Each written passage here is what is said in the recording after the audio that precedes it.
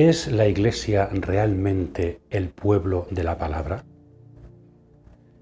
¿Qué presencia tiene la Biblia en nuestra pastoral, en nuestra evangelización, en nuestra oración, en nuestra teología?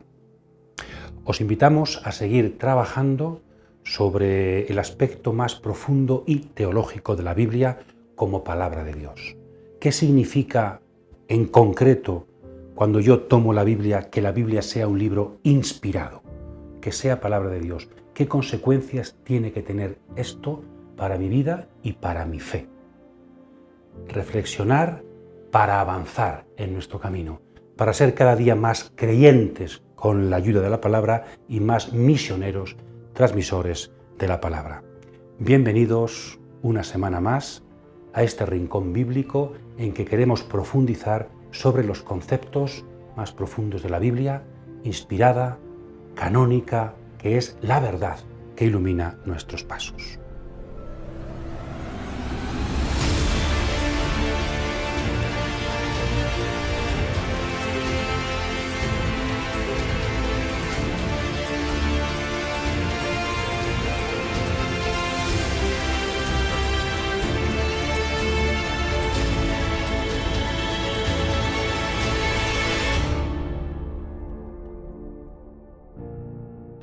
De facto, a vida manifestou-se. Nós vimos-la. Dela damos testemunho e anunciamos-vos a vida eterna, que estava junto do Pai e que se manifestou a nós. O que nós vimos e ouvimos, isso vos anunciamos, para que também vós estejais em comunhão conosco. E nós estamos em comunhão com o Pai e com o seu Filho, Jesus Cristo.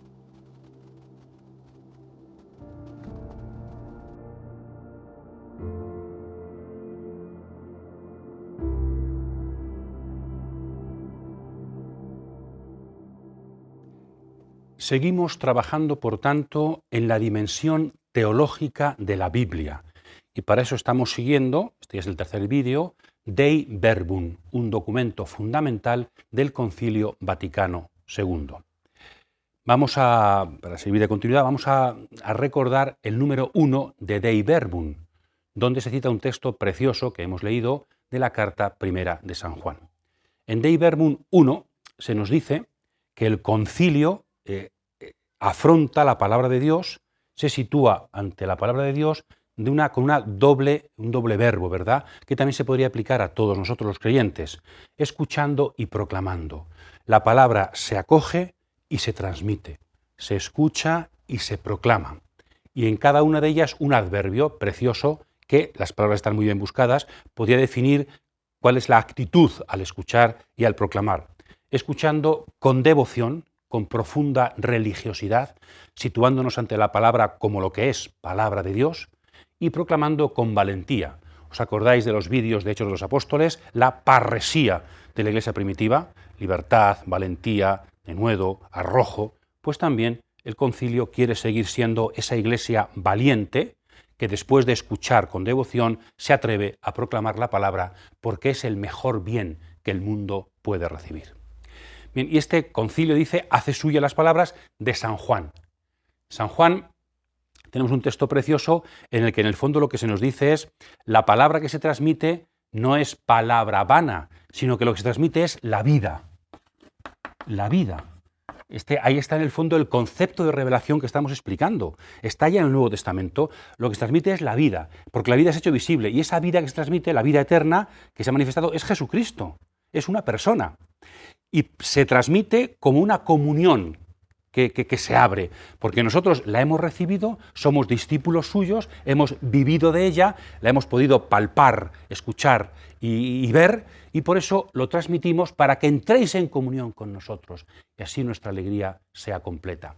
Ahí están las claves principales del concepto de revelación, y desde ahí el concepto de Sagrada Escritura que tenemos que tener, ese prólogo breve pero precioso de la primera carta del Evangelio según San Juan. Transmitimos vida divina que hemos recibido, transmitimos comunión, no recibimos unas ideas que luego damos a otros, sino que hemos sido admitidos a una comunión con Dios, la vida, que abrimos a los demás al predicar. Esto es la revelación, esto es la misión, esto es la palabra de Dios.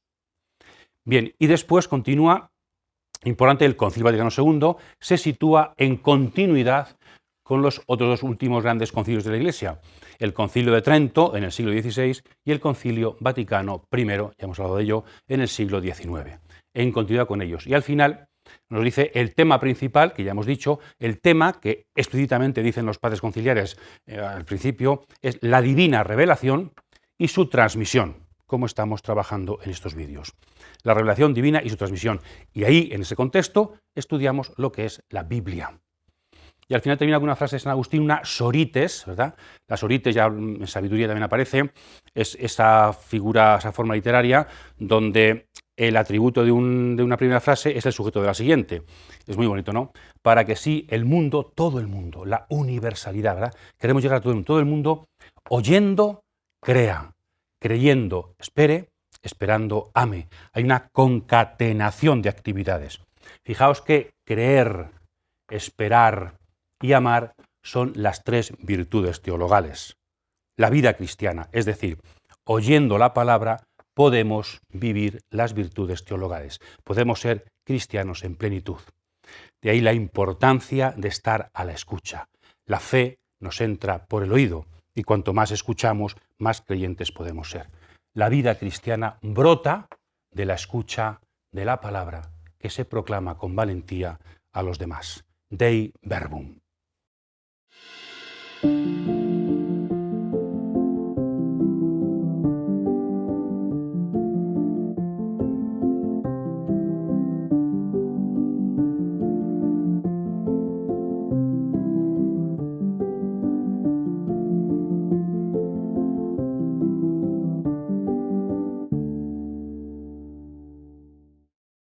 Hemos trabajado en vídeos dos anteriores, el capítulo 1 y el capítulo 2 de Dei Verbum, sobre qué es la revelación, muy interesante, un concepto profundo, sencillo, bíblico de revelación, y después la transmisión de la revelación, los números 2 al 6, los números 7 al 10 del documento. Y aquí ya aparecía la Sagrada Escritura en relación con la tradición y el magisterio, ¿recordáis? Bueno, pues ya a partir de ahora se empieza a hablar de la Sagrada Escritura, como si fuera un foco que se va acercando, el zoom, y hablamos ya de la Biblia. En el capítulo 3, los números 11, 12 y 13, se habla específicamente de lo que es la Sagrada Escritura. Y aquí aparecen 4 conceptos fundamentales relacionados. Si queremos explicar bien lo que es la palabra de Dios, la Biblia como palabra de Dios escrita, tenemos que tener estos conceptos: inspiración, canon, verdad e interpretación. El concepto más importante es inspiración. La Biblia es palabra divina transmitida en palabra humana. Es palabra de Dios y palabra del hombre. ¿Y por qué es eso? En virtud de la inspiración. Es la esencia principal por la que sabemos que esta palabra humana es palabra de Dios. Es el concepto de inspiración. Comprender bien en qué consiste la inspiración y que no podemos separar, no podemos quitar la dimensión humana o destruir la dimensión divina de la palabra de Dios. Como consecuencia, porque está inspirada, explicaremos, la Biblia es canónica, es regla para nuestra vida. Y porque está inspirada, la Biblia lo que dice es verdad y podemos fiarnos de ella. Y también porque está inspirada, tenemos que interpretarla de una forma adecuada a lo que es. Las claves hermenéuticas, las claves para interpretar la Biblia, tienen que tener en cuenta que la Biblia es palabra humana y palabra divina. Por tanto, los 3 conceptos posteriores están marcados por el concepto fundamental. La Biblia es un texto especial, es palabra de Dios y palabra humana. Palabra de Dios en palabra de hombre, la inspiración. Vamos a profundizar en cada uno de estos conceptos fundamentales para entender correctamente cómo debemos acoger y leer la Sagrada Escritura.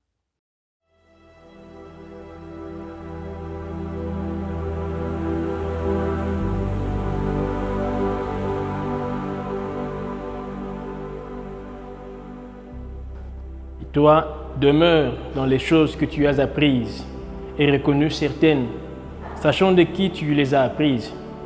Dès ton enfance, tu connais les saintes lettres qui peuvent te rendre sage à salut par la foi en Jésus-Christ.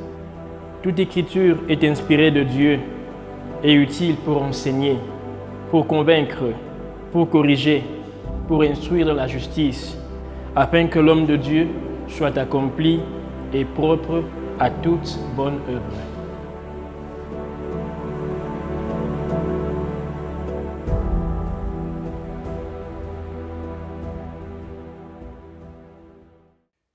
Vamos entonces a intentar profundizar en el concepto más importante para comprender bien la Biblia.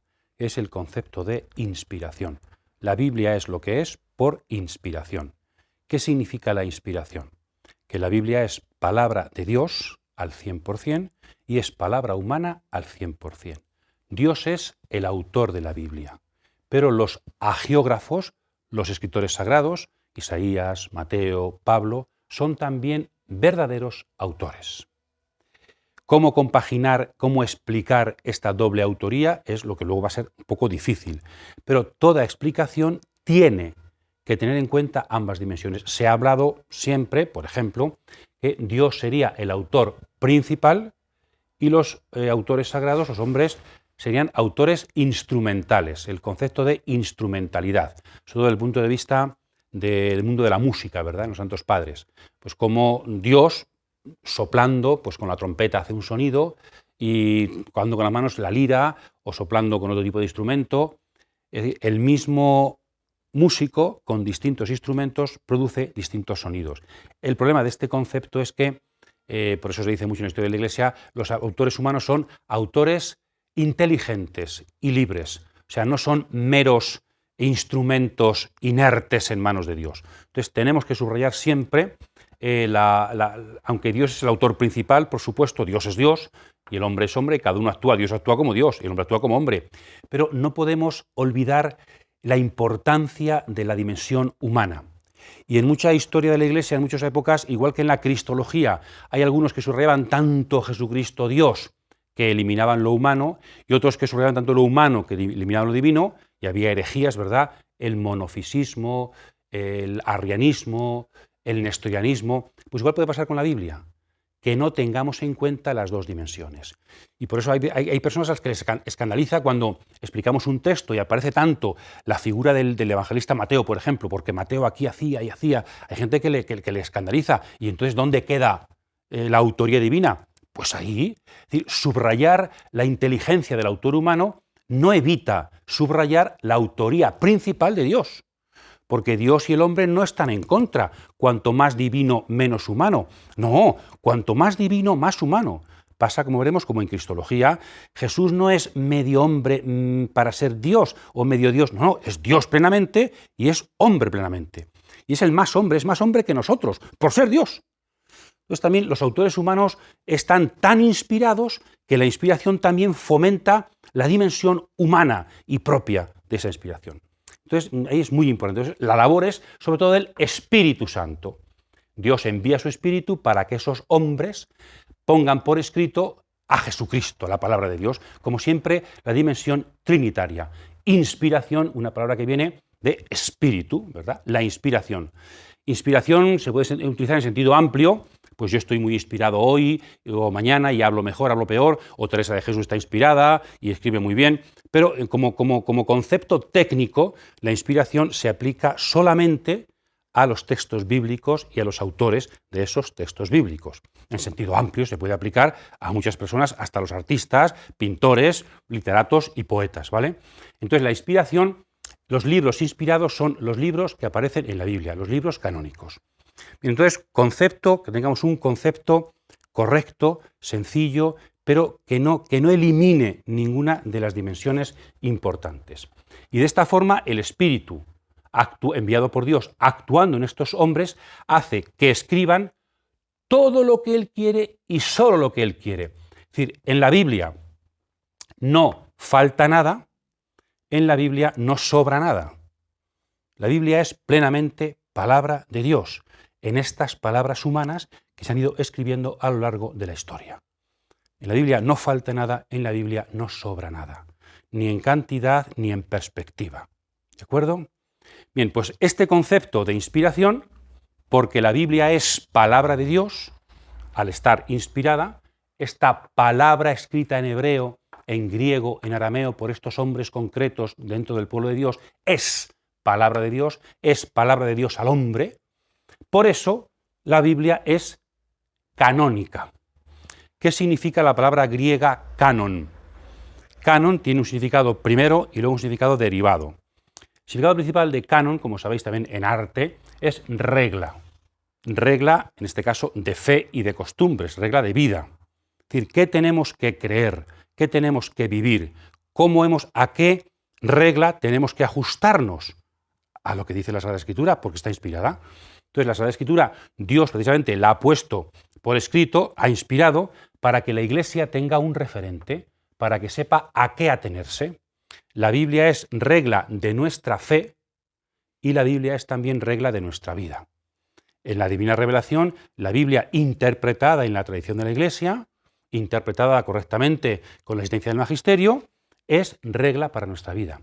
Y en esto yo creo que a veces tenemos demasiado poco en cuenta esta dimensión y a veces hacemos más caso a otros textos para regular nuestra vida que a la palabra de Dios. Y esto deberíamos, yo creo que no nos estorba ningún texto que sea importante, religioso, de espiritualidad. Claro que nos estorba, pero el texto canónico, el texto con el que Dios quiere regular nuestra vida, es la palabra de Dios transmitida en la tradición y en la Sagrada Escritura. ¿De acuerdo? Entonces, es el primer significado. Y por eso, los libros que nos dan esa regla empiezan a llamar canon. Canon, en segundo lugar, significa conjunto de libros bíblicos inspirados. Por estar inspirados, son canónicos. Entonces, el canon del Antiguo Testamento, el canon del Nuevo Testamento, el significado más normal que se empieza ya a usar en tiempo cristiano de la palabra canon, que es conjunto de libros bíblicos que son regla para nuestra fe. Ojalá que también los leamos así, que leamos la Biblia como palabra de Dios, que quiere ayudarnos a configurar nuestra fe y nuestras costumbres.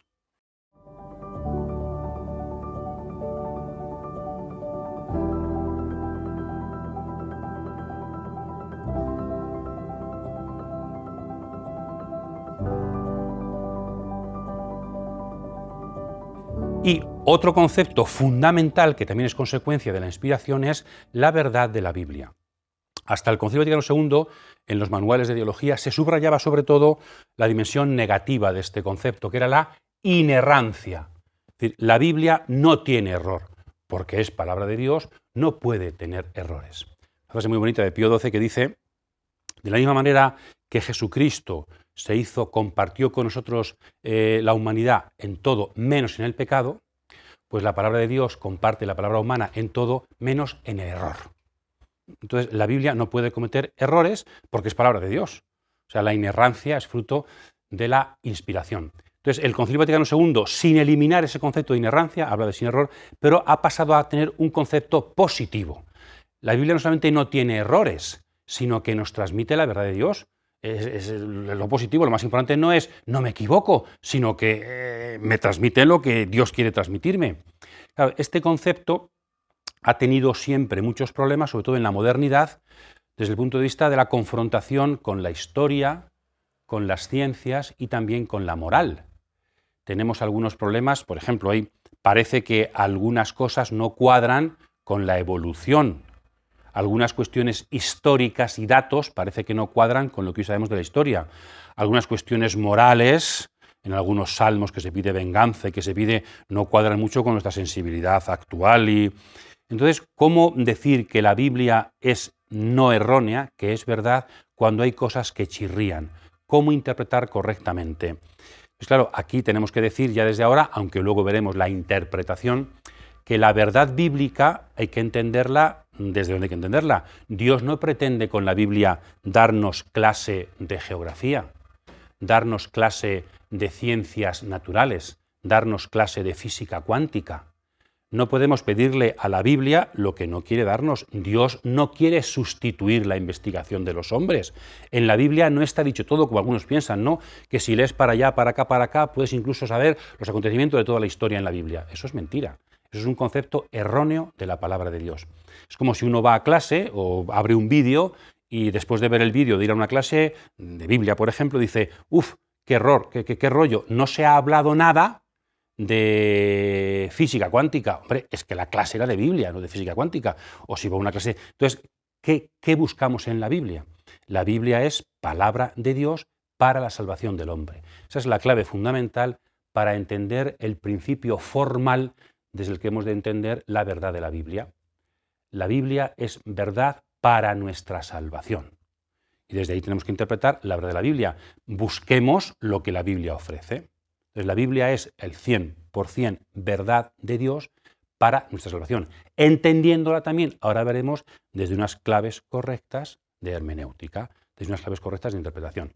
Entonces, 3 conceptos fundamentales: inspiración, canon y verdad bíblica. Tenemos ahí también, entonces, una referencia fundamental para buscar la verdad. Jesucristo es la verdad. Y en la Biblia se nos transmite a Jesucristo, se nos transmite la verdad del hombre y la verdad de Dios, la verdad de nuestro futuro y salvación. Para profundizar, si alguno quiere, hay una comisión en el Vaticano, la Pontificia Comisión Bíblica, que citaremos de una vez, y que trabaja temas bíblicos. Pues hace poco han estado trabajando un tema y han sacado un librito, que se puede encontrar también en Internet, de la Pontificia Comisión Bíblica, que es Inspiración y Verdad de la Sagrada Escritura, que profundiza en estos conceptos. Si la Biblia está inspirada y es verdad, ¿qué significa eso? Y luego también algunos problemas concretos que nos ofrece la historia, la moral. Es también, bueno, una recomendación pues muy de la Iglesia, ¿verdad?, de la Pontificia Comisión Bíblica, por si alguien quiere profundizar en estos temas, porque son importantes y comprenderlos bien es una gran ayuda para que la Biblia sea cada vez más canon y verdad de Dios y del hombre que aparece en nuestra perspectiva.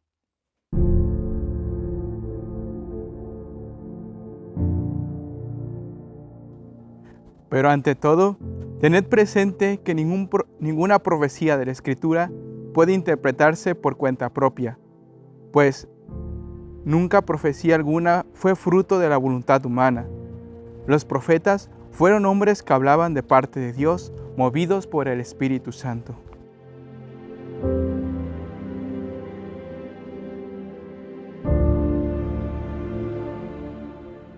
Pasamos ahora a Dei Verbum número 12, uno de los números fundamentales de este texto.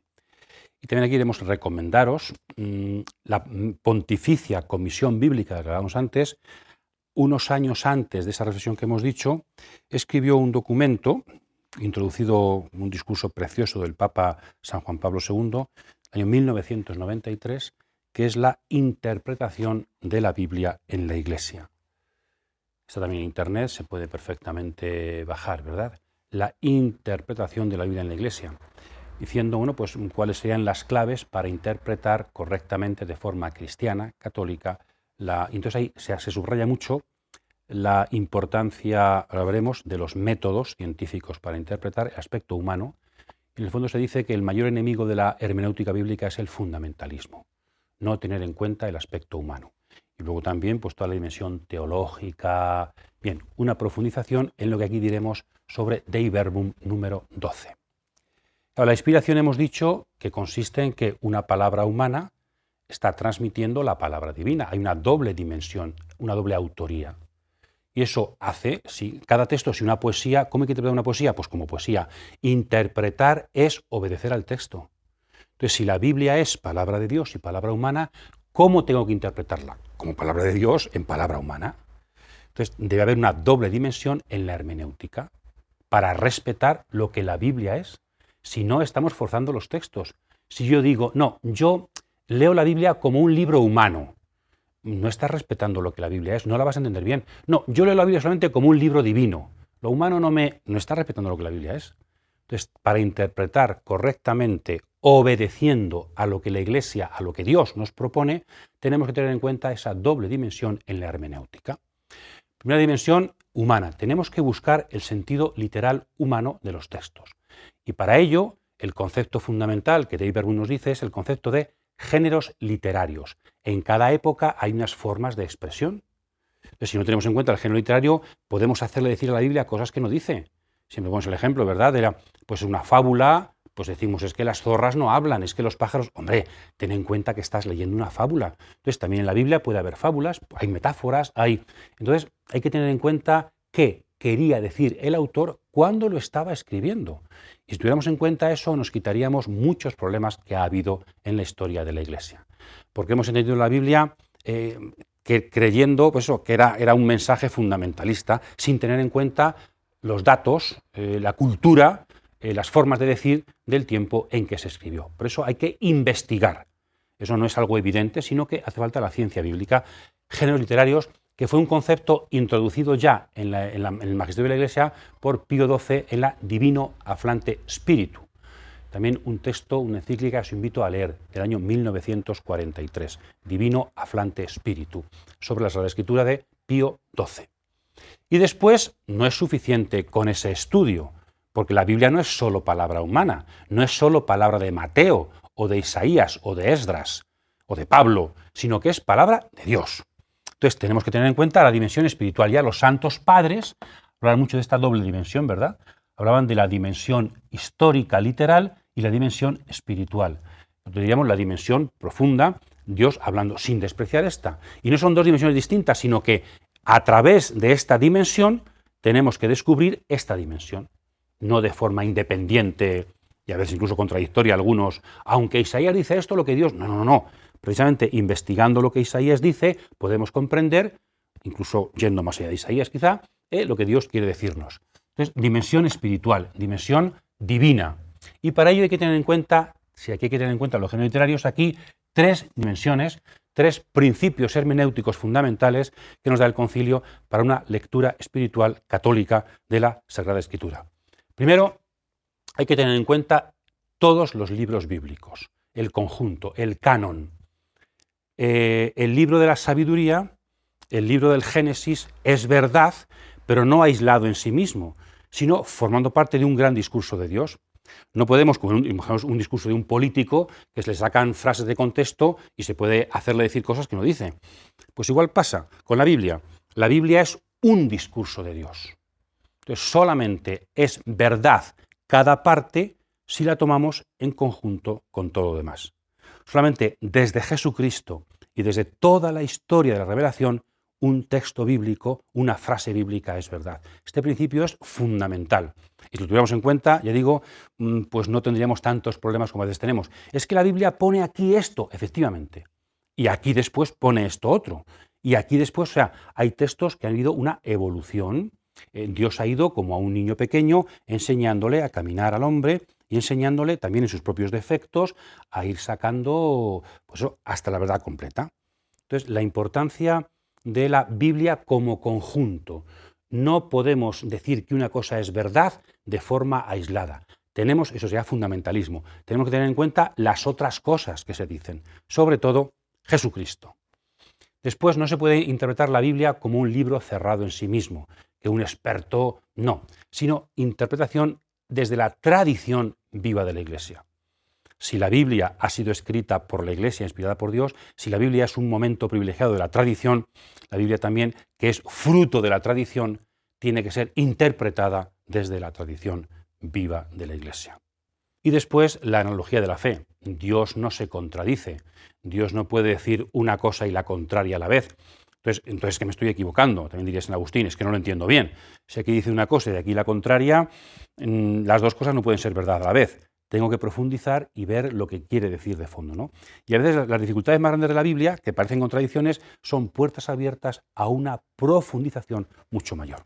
Tenemos también que tener paciencia ante la Biblia, porque hay cosas que no comprendemos. Incluso puede haber cosas que a día de hoy no comprendemos del todo. Tendremos que investigar más, pero tenemos siempre que tener en cuenta estas dimensiones para no errar en nuestra comprensión profunda de la Biblia y su verdad. Interpretación, qué importante. Y para esto hace falta mucho la labor de los exegetas, pero también la labor del pueblo de Dios, que reza, que interroga, la labor de los pastores. El sujeto de la interpretación de la Biblia no es el estudioso, es una ayuda inestimable. El sujeto es la Iglesia, cristianos con sus pastores, la Iglesia con su magisterio. Ese es el sujeto que interpreta la palabra, porque a él está dirigida la palabra. Y ese sujeto ha sido también el autor de la palabra. Entonces, ayuda inestimable de los expertos, pero también es la Iglesia. Por tanto, no solo yo, sacerdote, o yo, cristiano, o yo, sino que toda la Iglesia, en toda su historia viva, es la que interpreta la Biblia. Y así, poco a poco, con paciencia, con humildad, con escucha reverente, vamos comprendiendo los misterios preciosos que la Sagrada Escritura nos ofrece.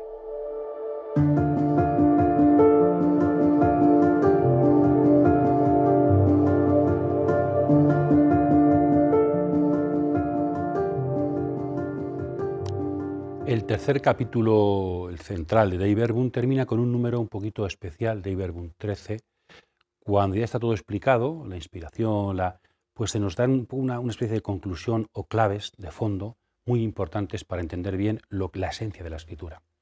Aquí se nos dice, en Dei Verbum 13, muy bonito, que la Biblia es palabra de Dios, pero hecha carne, palabra de Dios abreviada, palabra de Dios debilitada. Hay un concepto que se aplica a la encarnación de Jesús, que es la kenosis, el vaciamiento, que también se puede aplicar a la Biblia. La Biblia es palabra de Dios rebajada, despojada, para poder llegar al hombre. Si no entendemos la Biblia no es solo, no es la palabra de Dios absoluta en sí misma, no, es palabra de Dios humanada, palabra de Dios también un poco humillada. Eso es la Biblia. Por eso la Biblia es pequeña. La Biblia tiene límites, la Biblia, porque ha sido Dios que se ha humillado. Kenosis, debilidad de la palabra de Dios en la Biblia, y también pedagogía de Dios.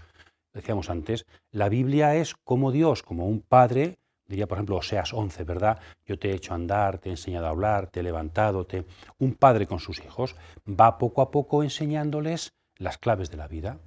Entonces también en la Biblia esto tenemos que tenerlo en cuenta. Cada palabra de la Biblia no es una verdad absoluta en la que Dios está hablando, sino que es cómo Dios ha ido educando al hombre desde dentro, rebajándose, haciéndose como nosotros. Entonces estas claves fundamentales, ¿no? La debilidad de la palabra y la pedagogía de Dios en la palabra. De esto habla mucho Benedicto XVI en un documento posterior a Dei Verbum que se llama Verbum Domini. Después hablaremos de él, ¿verdad? Verbum Domini, palabra del Señor. Y junto a esta idea preciosa, en el fondo se está hablando de el paralelismo que se puede establecer entre la Biblia y Jesús de Nazaret. ¿Quién es Jesús de Nazaret? ¿Quién es Cristo? Dios hecho hombre. ¿Qué es la Biblia? Palabra divina transmitida en palabra humana. Hay un paralelismo precioso, la kenosis de Jesús, la kenosis de la palabra. A este misterio, ¿cómo es posible este misterio? Le llamamos encarnación. Y a este misterio le llamamos inspiración. De alguna manera podríamos decir que la inspiración es a la Biblia lo que la encarnación al misterio de Jesús. Jesucristo es la palabra de Dios personal y la Biblia es también palabra de Dios escrita. En este paralelismo insiste mucho, precioso, San Juan Pablo II, en el discurso que sirve de introducción al texto que hemos dicho antes, ¿no? Os invitamos a leerlo muy despacio, a meditarlo, la interpretación de la Biblia en la Iglesia. En esa introducción que hace Juan Pablo II profundiza en este paralelismo precioso entre Biblia y Cristo. Creo que con esto podemos entender, yo creo ya sí, que profundamente muchas cosas de la Biblia, no solamente para vencer dificultades que nos crea la Biblia, sino sobre todo para comprender la clave fundamental de la Biblia, que tiene que ver con la pequeñez, que tiene que ver con la humanidad, que tiene que ver con el Dios de Jesucristo. Desde ahí comprendemos la palabra de Dios.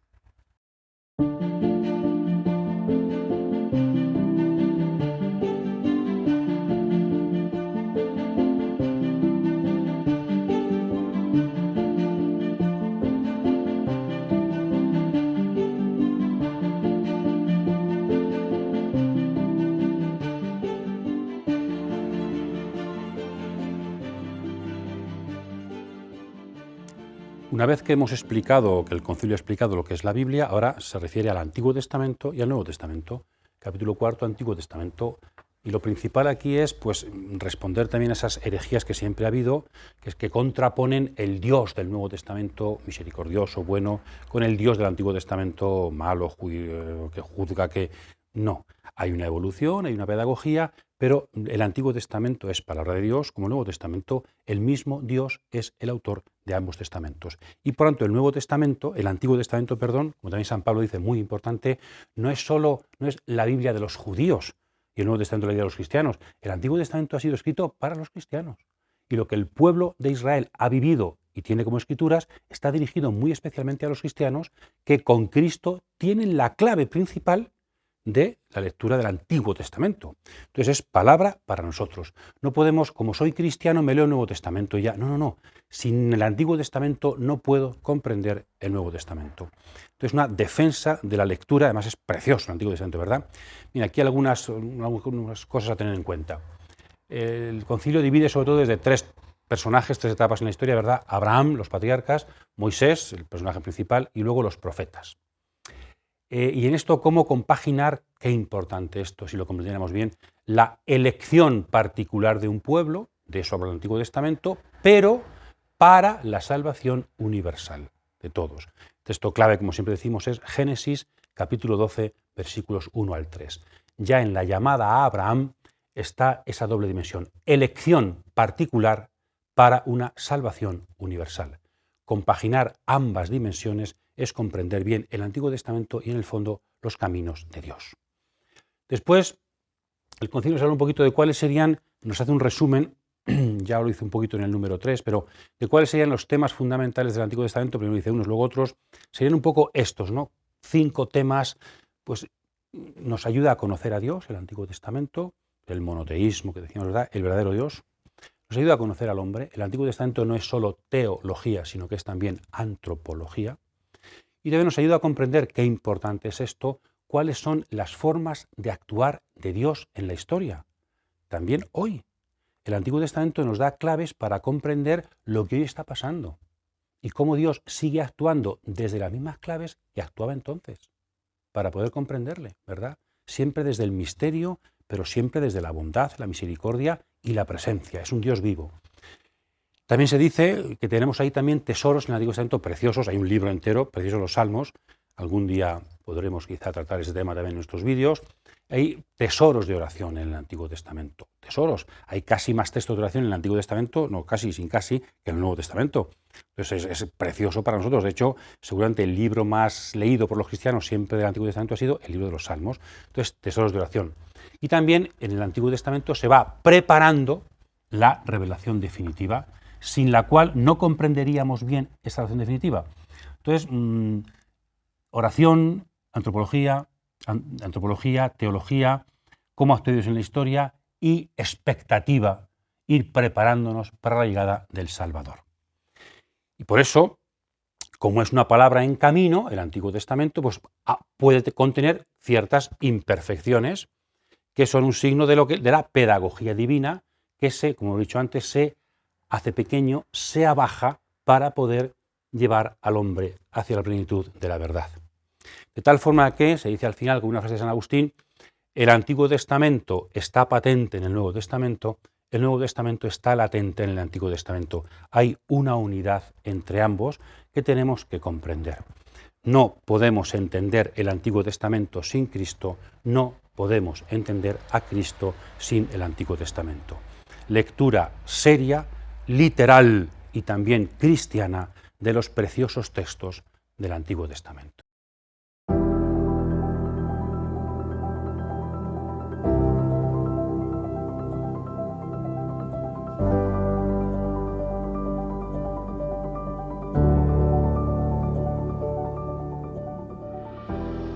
Jésus a fait encore, en présence de ses disciples, beaucoup d'autres miracles qui ne sont pas écrits dans ce livre.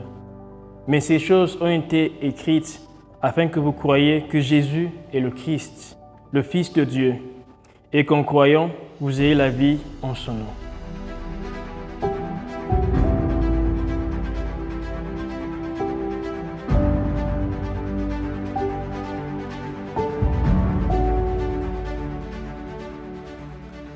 Pasamos ahora al capítulo 5, el Nuevo Testamento.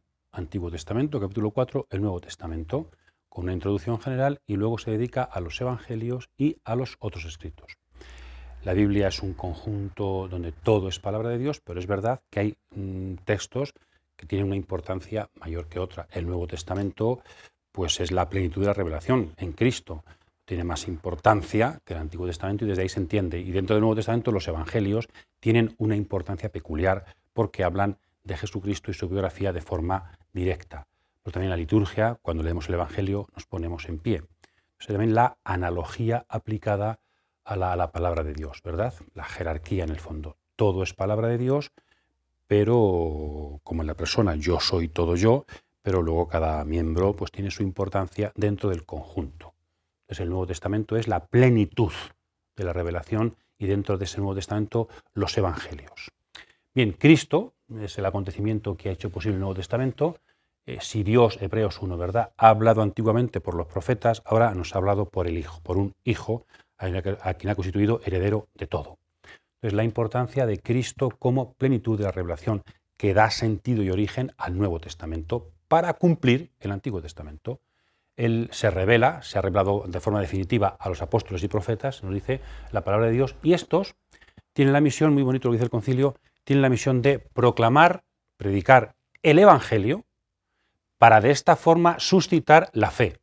La fe es la acogida por parte de los oyentes del Evangelio que proponen los predicadores. Y también un matiz importante, iban congregando la Iglesia. Esto no es una cuestión individual o de dos, en lo que uno predica y yo le escucho y consigo la fe, sino que la fe es una cuestión eclesial. La evangelización, la plenitud de la revelación, es una cuestión de comunión. Entonces, la importancia de que esta plenitud de la revelación con el Nuevo Testamento es el surgimiento de la Iglesia, que es misión de los apóstoles y de toda la tradición, la continuación después de los obispos, sucesores de los apóstoles. Bien, después digo, se divide entre evangelios y otros escritos. Da una importancia particular a los evangelios y sobre todo su carácter histórico, porque también había muchas dudas, muchas en la investigación moderna, son históricos. Hay que comprender correctamente el género literario de los evangelios, que no son crónicas históricas, pero tienen una raíz completamente histórica. Y esto es importante desde el punto de vista teológico, porque la historia es fundamental para la revelación, desde el punto de vista científico. Porque es que efectivamente los evangelios se pueden investigar y se ve cómo están basados en la historia de Jesús de Nazaret con sus discípulos. Es importancia científica, diríamos, histórica e importancia teológica. El texto de Dei Verbum 19 comienza la Santa Madre Iglesia porque hace referencia a un documento un año anterior de 1964, otra vez de la Pontificia Comisión Bíblica, donde se subraya ese carácter histórico de los evangelios.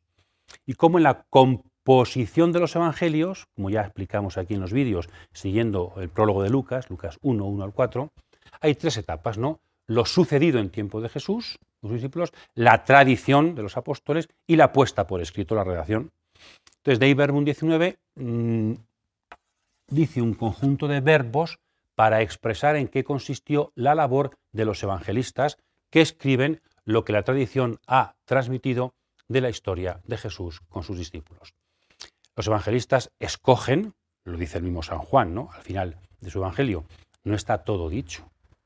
Sintetizan, hay cosas que no están explicadas, sino que unen unas cosas con otras para hacer una síntesis. Explican, por tanto, aportan alguna cosa nueva que explica lo que Jesús dijo.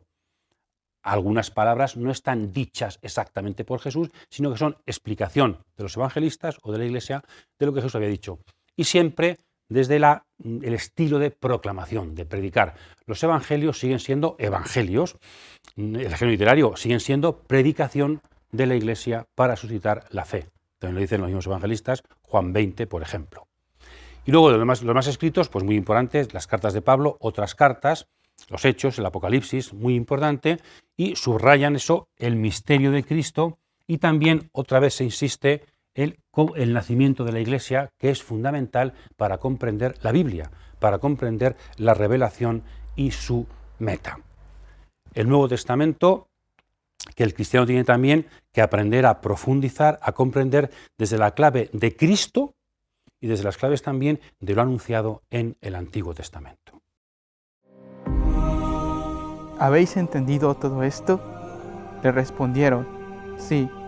Y añadió, Así, todo escriba que se ha hecho discípulo del reino de los cielos es semejante al dueño de una casa que saca de su arca cosas nuevas y cosas viejas.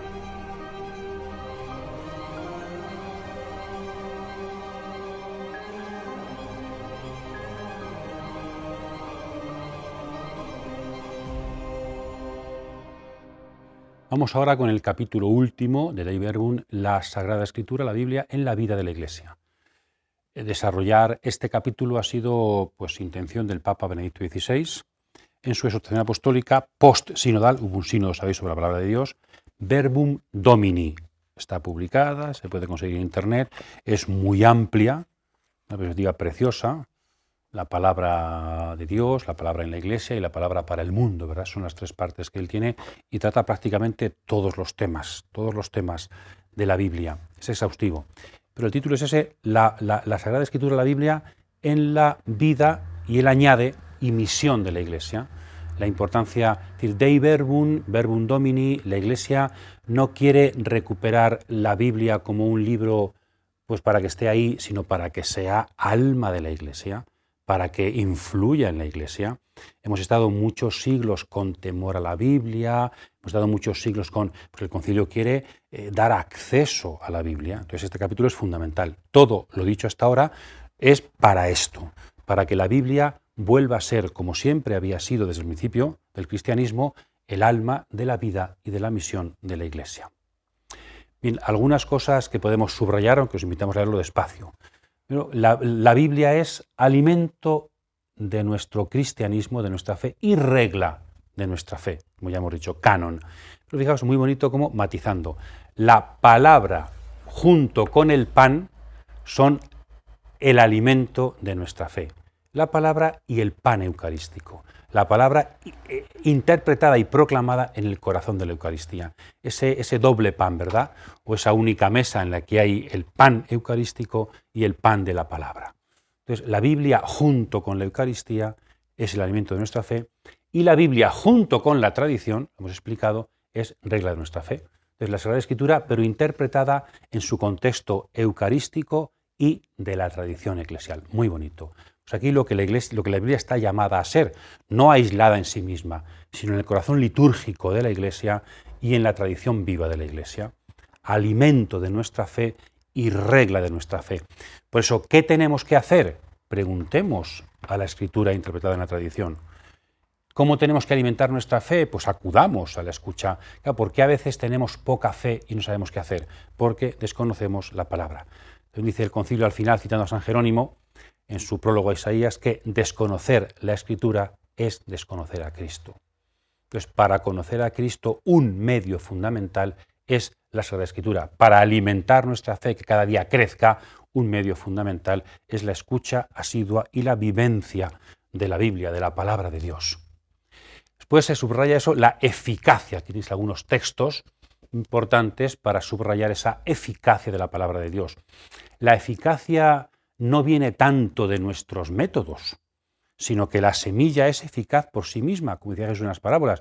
La eficacia proviene de la palabra. Entonces, si somos capaces de predicar la palabra misma y no nuestras ideas, habrá eficacia.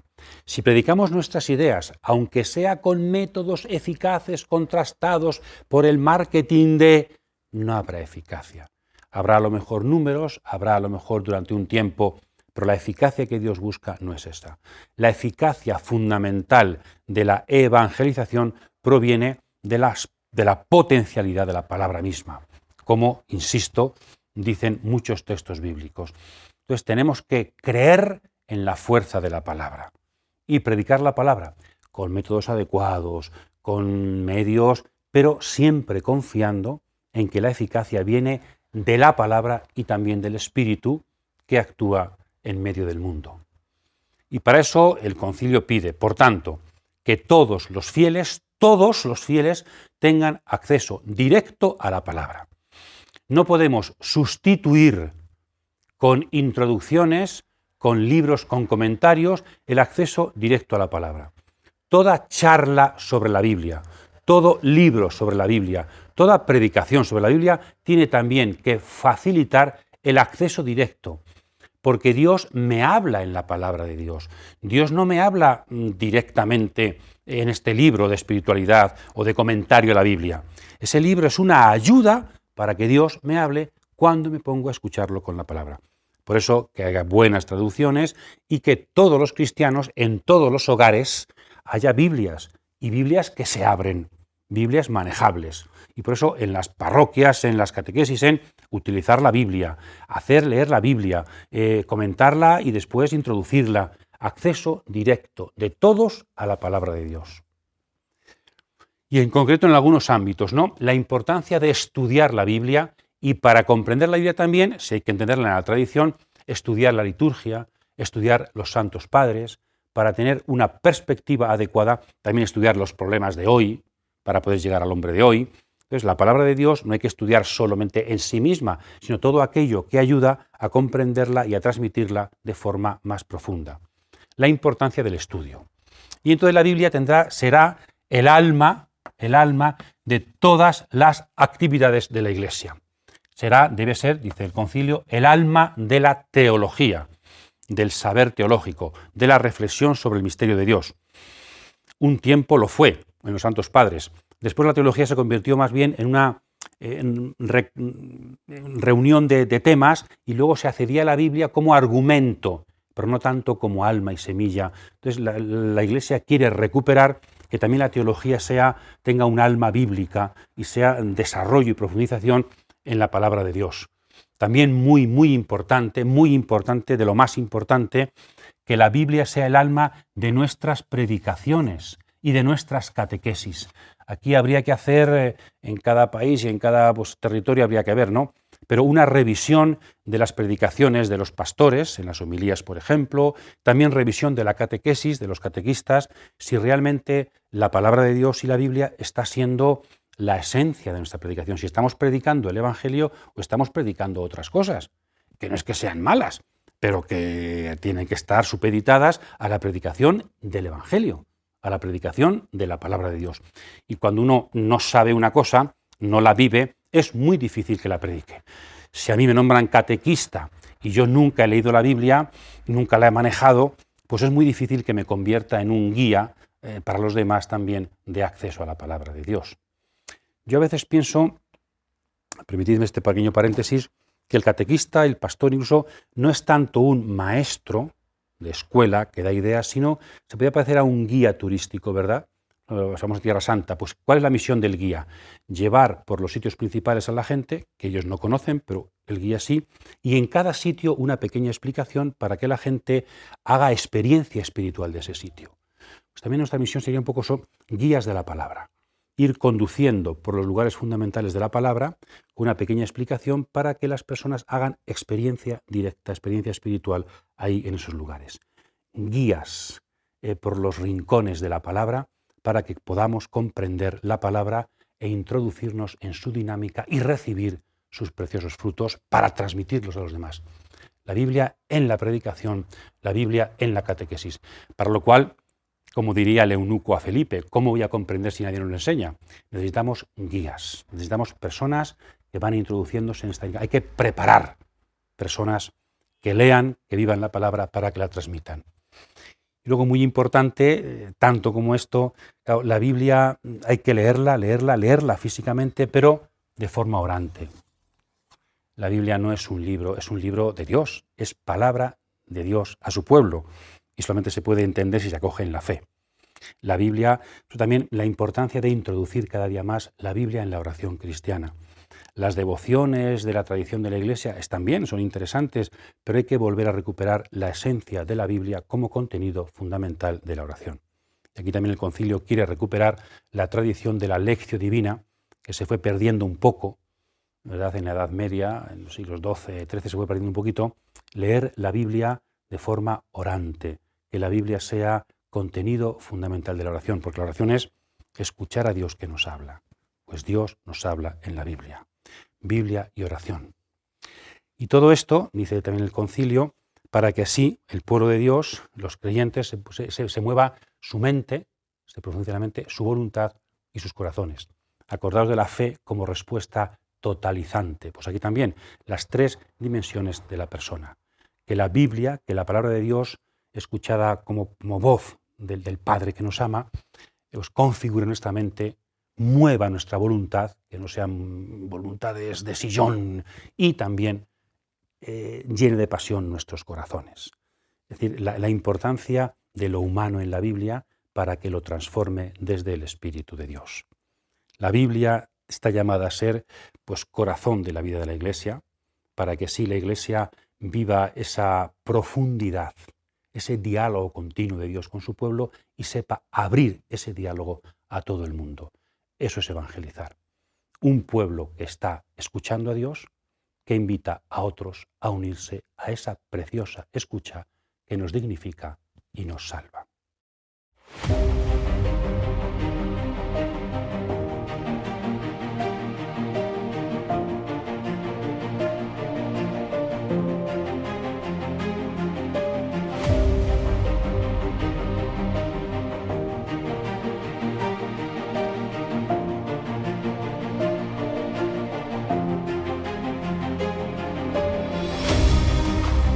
La palabra de Dios, la Biblia, un Dios que nos creó y nos llama a la amistad, un pueblo, una humanidad a la espera del Salvador. La Biblia ha sido escrita como palabra para el camino, como pan que alimenta, fortalece y orienta nuestras vidas. Un pueblo a la escucha de Dios y proclamando ante el mundo esa palabra preciosa en la que ha creído. Desde la liturgia, desde la oración personal, desde la catequesis, desde el compromiso con los que sufren, desde todos los ámbitos de la vida, también en el trabajo, en la familia, la palabra de Dios quiere encontrar eco en nuestras vidas para que con su eficacia transforme nuestro camino e ilumine el camino de aquellos que nos rodean. Escuchamos la palabra y también comemos el pan. La Iglesia es un misterio profundamente eucarístico, porque brota del misterio de la Pascua de Jesús. Escuchamos y comemos, seguimos atentos para que Dios siga hablando con su pueblo y en el mundo siga resonando su voz, para que el mundo encuentre su futuro y un día la nueva creación irrumpa como espiga de esta siembra de la palabra que somos llamados a realizar. Feliz trabajo, feliz oración, feliz escucha, feliz eclesialidad de la palabra, feliz misión. El Señor nos bendiga siempre.